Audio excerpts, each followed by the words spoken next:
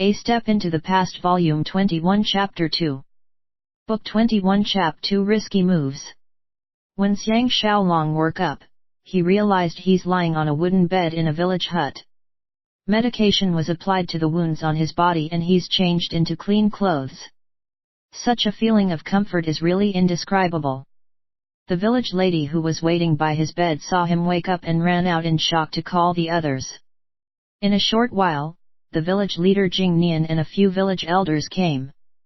They all treated him with the respect due to a deity. After listening to him relate what happened, Jing Nian said, "We did send out our men to find information. The soldiers are still searching for Master Xiang. We heard that if Master Xiang is captured, there is a reward of 100 pieces of gold, so they are all trying their best." Xiang Xiaolong sat up, eating the food on the bed and asking at the same time, "Does the whole village know that I am here?" Jing Nian replied, "We won't be so careless, a person's heart is unfathomable. Luckily the person who found Master Xiang unconscious outside our village is my son, so only the few of us know about Master Xiang." Another elder Jing Xiang added, "Master Xiang, just rest assured and stay here to tend to your injuries. Once the matter dies down a little, we'll assign men to send you back to Qin." Xiang Xiaolong shook his head. To return to Qin from here is even more difficult than ascending heaven. Also, I can't stay here for long or I will bring you catastrophe. Jing Xiang said, "In that case our whole clan might as well accompany Master Xiang back to Qin." All the elders nodded their head vigorously in agreement. Xiang Xiaolong said, "Of course I will welcome all of you to Qin, but now is not the right time. It'll have to wait until I return to Qin, that's the only way to ensure nothing will happen." Another elder asked, "Then what should we do now?" Xiang Xiaolong thought hard for a while before answering, "I'll have to trouble you to send out someone who is agile and totally trustworthy to go to Zhongmu and inform Teng Yi and Jing Jun that I am safe but can only go back after a period of time. Tell them to lead the army well and wait patiently." Jing Xiang said, "That is easy. Our villagers frequently go to Zhongmu to pick herbs. Not only are they familiar with the route, they are also friendly with the people there, so they definitely won't raise any suspicion." Xiang Xiaolong was relieved of one issue and said, "The soldiers will search their way here sooner or later. There are a lot of talents amongst the people after me. You can use my clothes and items to create an illusion that I have ran somewhere else. This will buy us another 2 to 3 days and I can take this time to recover and start my escape." After some discussion, Jing Xiang and the elders all left the room. Xiang Xiaolong fell into a deep sleep and by the time he woke up it was the middle of the night and all was quiet except for the howling wind outside and the barking dogs.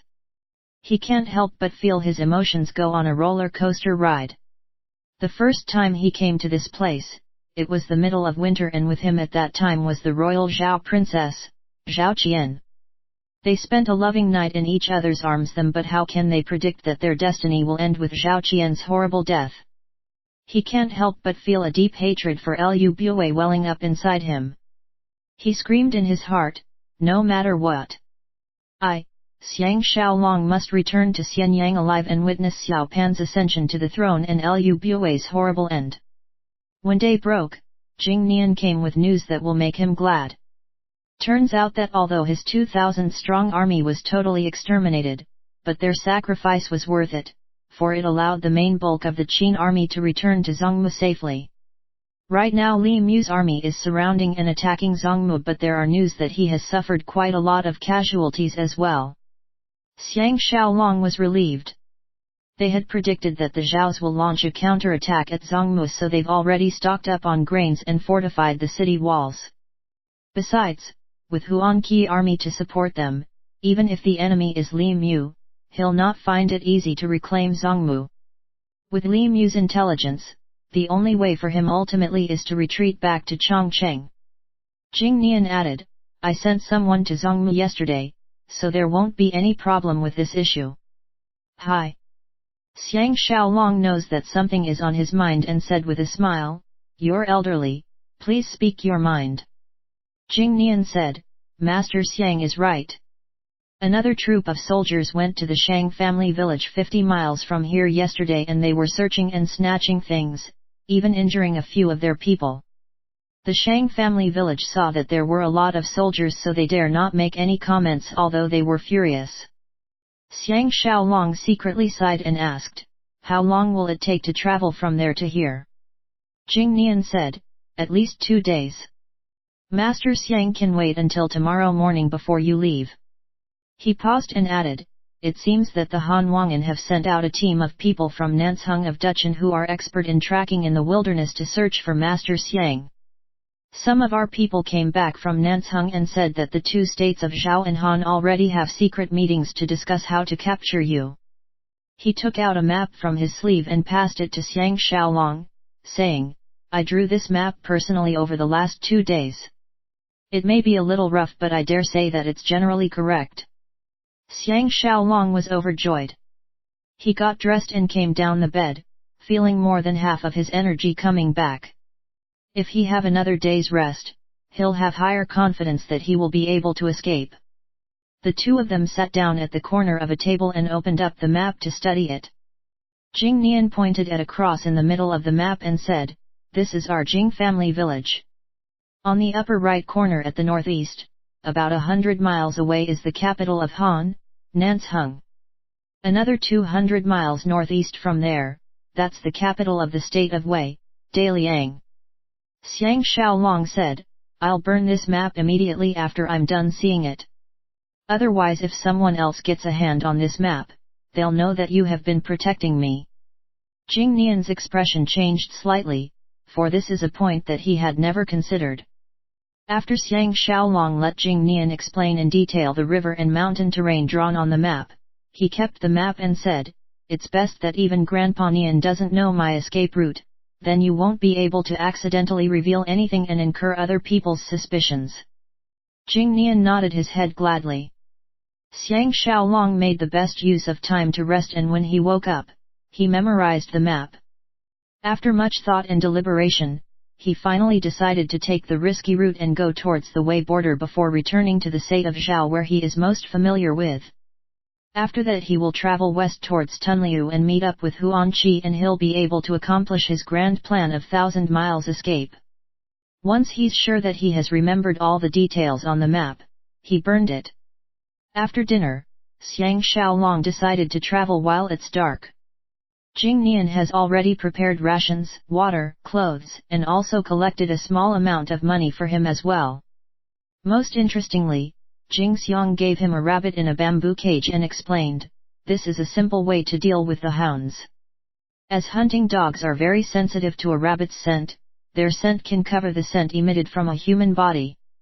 If the hunting dogs sniff out the rabbit and come after you, just release the rabbit and let it lure the hunting dogs into a wild chase."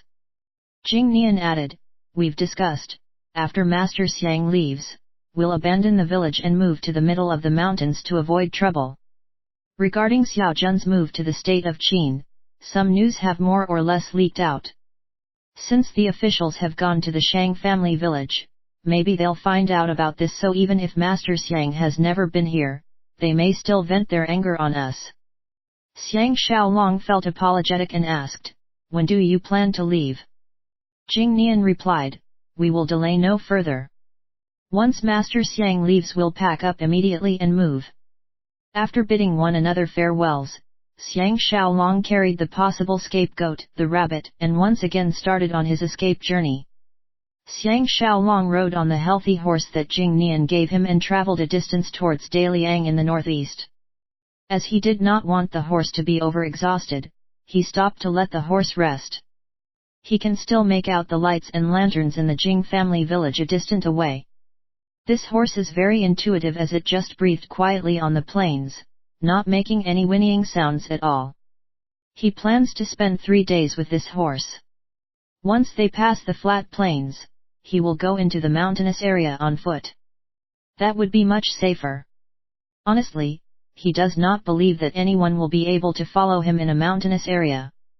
But if not for the Jing family village offering him refuge and a chance to take a break, as well as getting food, horse, bows and arrows and some necessities, the Hans may very well have caught up with him by now. After all, there is a limit to one's endurance. He can't help but feel positive as he thought of the scene when he's finally reunited with Tang, Jing, and the rest, until his safe return to Xianyang to be welcomed by his beloved wife, maids, and son. Suddenly he could hear hoofbeats coming from the front. Xiang Xiaolong was alarmed as he flew up his horse and galloped up to the top of a nearby hill so that he can take a good look at the situation. About 5 miles away, what looks like a fire dragon that was made up of torches was snaking its way here. Their destination must likely to be the Jing family village. Xiang Xiaolong's limbs went cold immediately. Jing Nian's concern is not for nothing. The enemy has indeed gotten news from the Shang family village and knows that someone from the Jing family village has gone to Xianyang.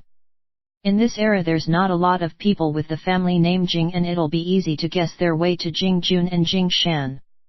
Otherwise, why would the enemy rush there in the night? If Xiang Xiaolong is a selfish person, he will run away with no hesitation at this very moment. The further he can run the better. But how can he escape by himself? Just as he was feeling at a loss, he suddenly had an idea. He got hold of an opportunity and galloped towards a dense forest that the enemy must pass through to go to the Jing family village, and took out his fire starter to start fire on several spots. If it's spring or summer, this plan would not have worked. But now the wind is blowing and the atmosphere is dry. The light from the stars illuminated the plains, and in a short while the fire spread and thick smoke rushed up to the sky. Not only can this fire prevent the enemy from moving forward, it can also convey a most powerful message to the people at the Jing family village and urge them to leave faster. Xiang Xiaolong was worried that they won't run after him, so he deliberately made the horse ran loudly and swiftly on the plains towards the northeast. He'd rather lose his own life than to let anyone in the Jing family village come to any harm. By the time it's dawn the next day, Xiang Xiaolong is still riding on the endless plains, but he has already slowed down. This time, he deliberately revealed his whereabouts to lure the enemy to run after him so that they will have no time to deal with the people in Jing family village. If his opponent has expert trackers, this plan of his will be a very dangerous one. From time to time he will come across rivers or streams in his way. Such pretty scenery, which during normal circumstances is a feast to the eyes, have not become his obstacles instead. Luckily, right until now there's no sight of the pursuing enemy. If such a situation continues, he will be able to safely reach the unpopulated mountainous areas at the Han and Wei border. The Weiss will never expect that instead of going west towards Qin, he'd actually travel east towards the Han borders, so they certainly won't put up their guards there. By then he'll be able to travel back to Tunlia via the Han border. The horse is foaming at the mouth by now, and Xiang Xiaolong had no choice but to stop and stand guard at a high area to let the horse graze and drink at a small stream below the slope. He has no appetite for food at all, but to preserve his energy, he had no choice but to force himself to swallow 2 mouthfuls of dried meat. The taste is actually not too bad. These past few years, there were very little occasions for him to be roaming in the wilderness alone, and he can't help but think about his strange time travel encounter. In a blink of an eye, it's been 7 years. During these years, even those closest to him like Ji Yanran, Teng Yi etc. does not know his secret. He can only keep this piece of earth-shattering secret that he is actually from the 21st century deep in his heart. As for Xiao Pan's secret, there's still Teng Yi and Wu Tingfang who knows. He is very clear on what Xiao Pan's fate will be, because Xiao Pan will become Emperor Qin, the one who built and unified China. But he is totally unclear about his own fate. Even the question of returning to Xianyang alive is an unknown right at this moment. Just as he was pondering, he could hear hoofbeats coming from afar again. Xiang Xiaolong was shocked, and looking over, his countenance changed immediately. He saw that near the woods about 2 miles away, about 50-odd healthy horses were galloping at full speed, but only half of the horses have riders while the others were without saddles. From the way that the horses can run so neatly and swiftly behind the main group without being leashed, he knows that, not only are these horses quality horses but also well-trained war horses. After so many years of experience, he has learned how to differentiate people by their riding skills. These 27 riders could still weave left and right effortlessly in such mountainous and unfamiliar terrain. He knew that they are all first-rated riders. The worst thing is that his riding and archery skills are still his weakest. On such flat terrain and with them having backup horses to switch to, if they manage to catch up with him, he won't even have the chance to retaliate. The enemy can catch up with him so quickly, so they must be expert trackers. Maybe these are the ones that Jing Nian heard, the experts under specific orders by Han Wang'an to arrest him. Xiang Xiaolong surveyed his surroundings, gritted his teeth and dashed down the slope. He jumped onto the horse's back and quietly muttered, sorry, horse," as he urged the horse to gallop around the small hill and run for his life. His destination is the dense forest at the end of the flat plains. If he can make his way there, he'll be able to make use of the surroundings there to have a life and death battle with the enemy. He will not sit there and be killed and sully the reputation of the best special task force warrior of the 21st century. Xiang Xiaolong removed his gear from the horse and used a cloth to tie 2 heavy stones which is about his weight and hung it on the horse's saddle. After that he used a sharp knife and pierced into the horse's buttock. The horse screamed and galloped into the dense forest with the stones on it. By now the pursuing enemy is about half a mile away. If not for the fact that Xiang Xiaolong stepped into the stream and traveled about half a mile along it so that the enemy will not be able to find his footsteps, they may already have caught up with him.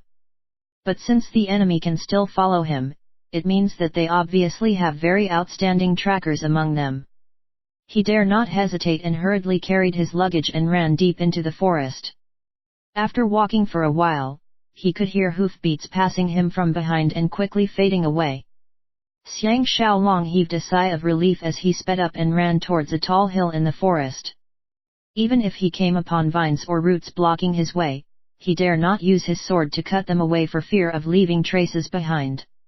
He has gone for about 100-odd feet when he could hear the hoofbeats hurriedly returning from the way they left, straight towards his position. Xiang Xiaolong calmed down instead at this time.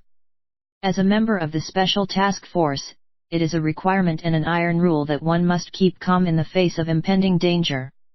He quietly analyzed the situation and thought that since the enemy could tell that it's a trap, he is sure that they are not only relying on hoof prints to pursue him. Just as he was feeling perplexed, he heard barking coming nearer and from the sound of it, there's only one dog. Xiang Xiaolong was suddenly enlightened and was feeling ecstatic instead of shocked. He hid himself among some thick bushes, squatted down and removed the bamboo cage with the rabbit from his back and waited patiently. By now the sky is slowly getting darker. Xiang Xiaolong took out his dagger and peeped through the leaves, totally concentrating on the movements outside. The dog barks stopped only to hear hasty footsteps coming nearer as the enemies abandoned their horses to go on foot. In a short while, more than 10 odd black shadows that were spread out came slowly towards him from about 30 feet away, with one of them holding on to a leash with a small dog at the other end, barking madly as it strained towards his hiding place. Xiang Xiaolong quietly opened the cage. The rabbit was already trembling in fear when it heard the barks earlier, and now that it saw an escape route, it shot out like an arrow and ran off towards the left. That dog was indeed instantly alert and turned towards that direction, barking and running madly. The person holding the leash shouted, "Hurry! Spot is running towards that direction." The enemy all ran after it. Once Xiang Xiaolong has made sure that all the enemy has retreated, he jumped up and followed after them, quietly thinking to himself, don't blame me for being ruthless, but in such a situation, there's no place for mercy at all.